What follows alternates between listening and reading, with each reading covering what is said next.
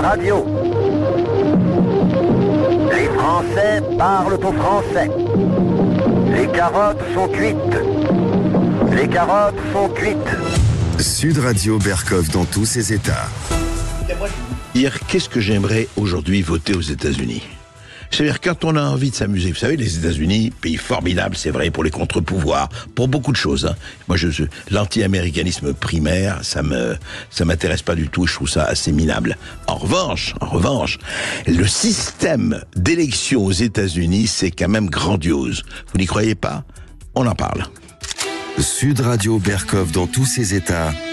Les perles du jour. Et vous avez tous reconnu le boss, Bruce Springsteen, born in USA, né aux États-Unis. Alors vous dites, bon, mais c'est très bien, mais au fond, pour aller voter, pour être président, il faut être né aux États-Unis. Vous vous rappelez la polémique qu'il y a eu sur Barack Obama, certains l'ont accusé d'être né à Hawaï, c'était pas vrai, ou c'est vrai, j'en sais rien.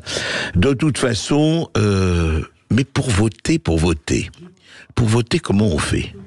Alors, je veux dire, normalement, ici en France et un peu partout, dans tous les pays du monde, vraiment dans les 2/3 des pays du monde, il faut une pièce d'identité, avec photo, bien sûr, on sache que c'est vous, etc.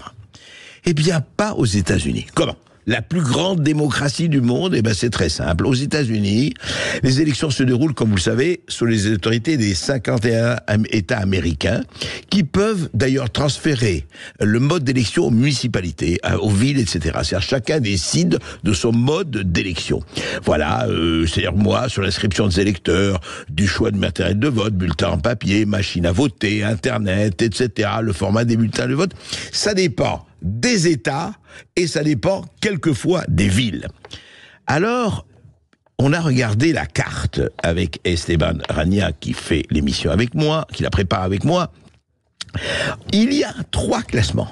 Il y a pièce d'identité avec photo obligatoire. Vous dites, bon, ça c'est normal, c'est ce que fait tout le monde. Et non, il y a 2 autres catégories. Pièce d'identité obligatoire sans photo obligatoire. Si vous montrez une pièce d'identité, vous vous appelez, là, voilà. Et enfin, pas de pièce d'identité. Vous dites comment, attendez, comment pièce d'identité. Eh bien, on a regardé. Il y a au moins 15 États américains des États-Unis où vous pouvez aller voter sans pièce d'identité, alors un permis de conduire, un loyer, enfin une espèce de fiche de loyer, etc. Eh bien ça marche, effectivement, voilà. Identification, alors plus ou moins souple, ça dépend des États. Il y a des États où vous arrivez, vous dites, moi, je m'appelle, André Burke, et puis j'ai envie de voter, vous pouvez voter, voilà. Absolument pas. D'ailleurs, il y a un État, l'Oregon, qui n'exige aucune pièce d'identité, lui, du tout. Pourquoi ? Parce que ça se passe entièrement par courrier postal. Et vous savez ce que c'est, les courriers postaux, et vous savez ce que c'est que les courriers numériques, et vous savez très très bien que les plus grands générateurs de fraude, il faut le savoir, c'est le courrier par Internet, où on a parlé, nous, on a discuté avec un certain nombre d'experts en numérique. Alors, la fraude, elle est vraiment facile. Et pour beaucoup de gens, elle passe crème sans que vous y voyez quoi que ce soit. Mais là, quand même, quand on arrive à ce que des gens, sur une trentaine d'États, peuvent aller avec une pièce où il n'y a pas de photo, il n'y a pas votre photo, où il n'y a pas effectivement de pièce d'identité, de carte d'identité. Vous savez pas, c'est parce que pour voter, il faut quand même être américain. Enfin, je pense, hein, c'est vrai. Eh oui, mais écoutez, on peut beaucoup s'amuser. D'où aujourd'hui, il faut le dire, et de Elon Musk a énormément de députés américains et de médiateurs, etc. Vous avez une entrée extraordinaire aujourd'hui d'immigration venant d'Amérique du Sud dans le pays de l'oncle Sam. Pourquoi ? Posez-vous la question.